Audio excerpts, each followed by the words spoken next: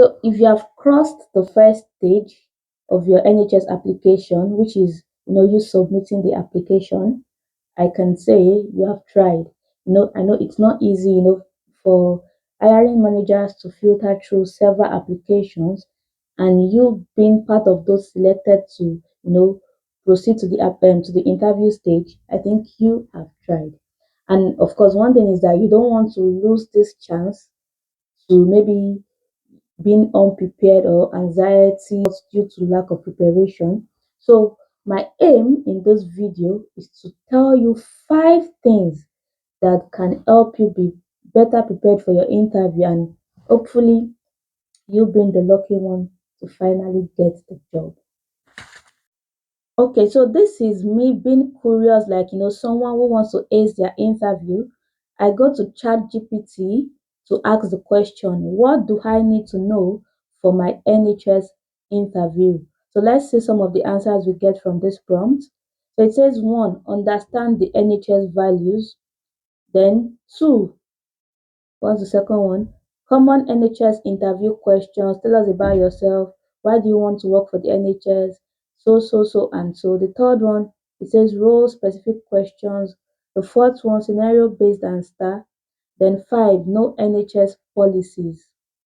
Okay, so now I try to be more specific for an IT auditor role.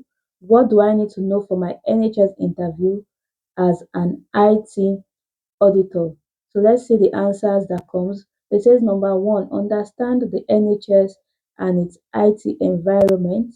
So understand electronic health records, understand frameworks, understand data security protection toolkit, common risk.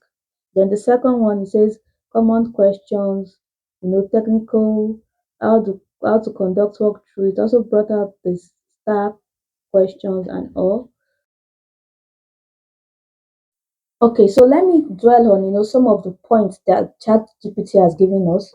Number one is NHS values. I know ChatGPT has highlighted some values, but in reality, those values might not apply to the particular trust you are applying to or you are being invited for interview. So you need to go to the particular trust, go to their website, and check what their values are. If you are applying for a subsidiary under an NHS trust, some trusts have like subsidiary companies. You need to go to that subsidiary's website to check what their values are, because it might not necessarily be the parent NHS trust values. So, be sure of the organization you are applying to, go to their website, read their values, and then you'll be able to know what their own particular values are. And what's the importance of that values in your interview? So basically, let's say as an IT auditor, they can ask you, maybe one of the values is trust. They can ask you, how has a client communicated that they trust your audit skills or your audit experience or your audit expertise, as part of your audit experience, whatever. If it's honesty, how have you demonstrated honesty as part of your day-to-day activities and your engagement with clients?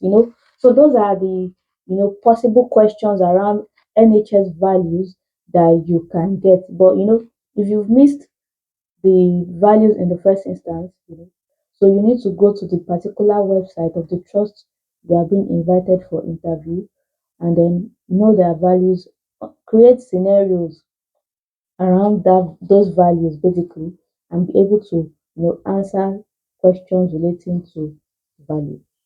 And then for the values question, it might just be as simple as, how does our values align with your own personal values? So of course you have to, it's better for you to have planned something ahead, or think you should have thought of something ahead, to be able to answer those questions. For the second part, which is the generic interview questions, I won't really say much about it. So tell us about yourself. You know yourself better. So explain what your educational qualifications are, explain your work experiences, just tell them anything that you think is interesting about yourself. Then tell us why you want to work for the organization, go through the website to at least have an understanding of what they do.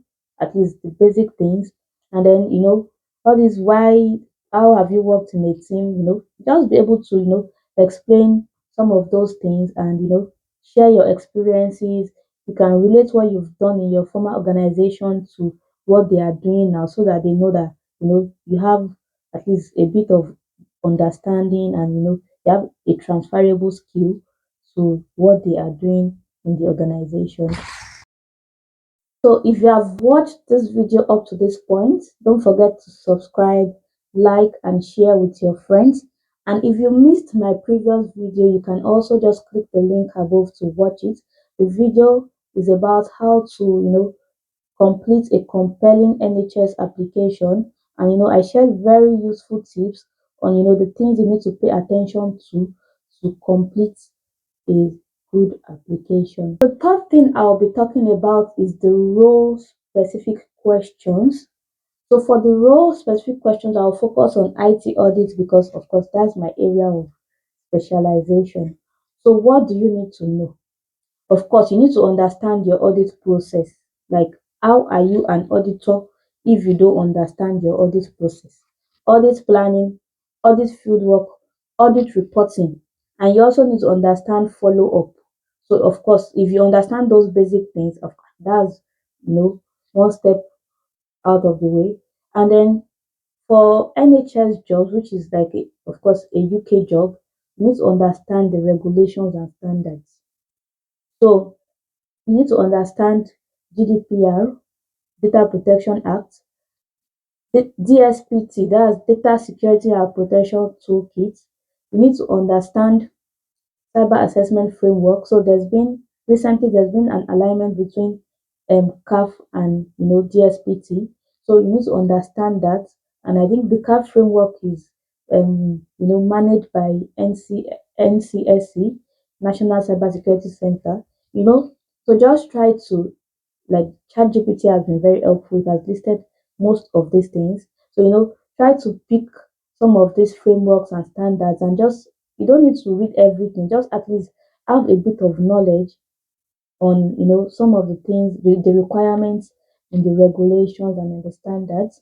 And for a competency interview, you might be required to carry out some of this audit activity. Maybe you'll be given maybe a planning document, and then maybe given a scenario and be told to document an audit planning document, or you'll be told to identify things to test. You can be told to identify controls, raise recommendations from this audit fieldwork document. If, as long as you understand the audit process, you should be able to do some of these things. So that's that for that. And if you are lucky, if you are just asked questions, at least you should be able to explain the different audit processes, the different audit types, understand controls, preventive, directive, detective, corrective controls, IT general controls. Those are like general IT audit questions during interviews.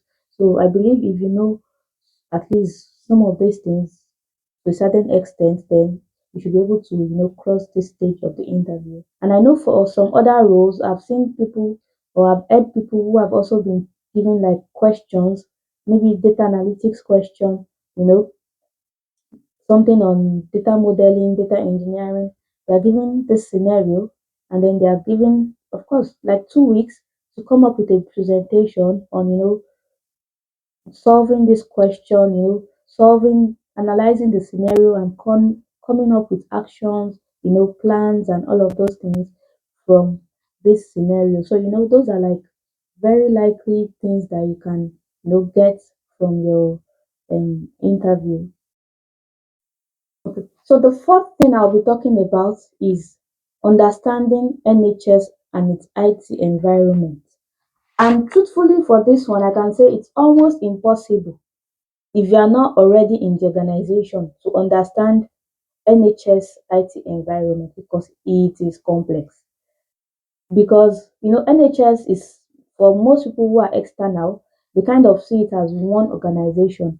But in reality, NHS is like a generic name that is comprised of several organizations, several trusts, and each of these trusts work in almost independently. Of course, there are some central systems, but each trust works almost independent of the another trust. So they have their own, MD, they have their own, HR system, they have their own IT system. Of course, there are central NHS systems, but each trust kind of works differently. So it's difficult to be able to understand NHS and its IT environment as a whole.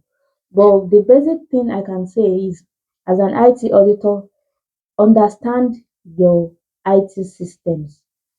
The IT systems you have in your organization, if you can understand the concept around those systems, then you should be able to apply that same understanding to any organization. Do you understand SIM, security incidents, and whatever monitoring?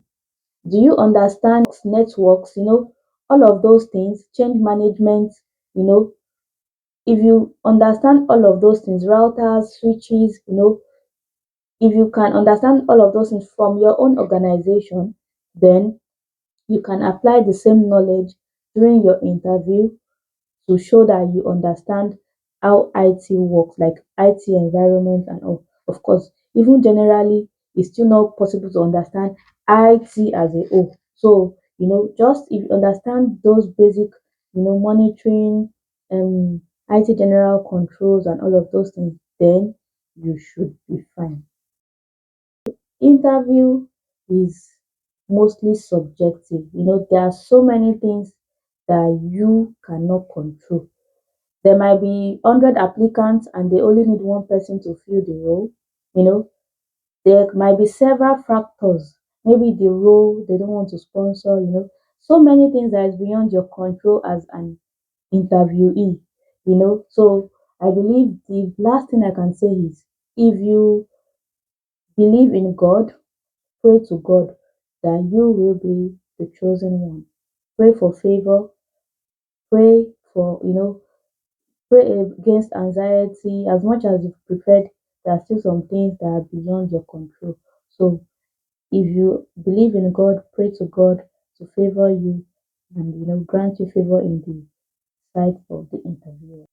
Okay, so to round it all up, in most situations, if you are not applying for MD role or director role, the interview should be in two stages.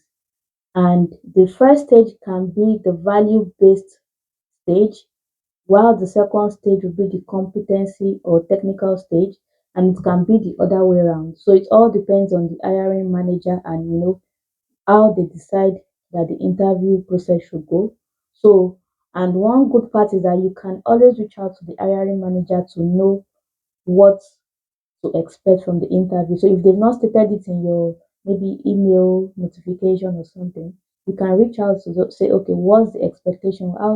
What do you want me to prepare for this interview? You can ask basic questions and then that should help you, prepare properly for your interview.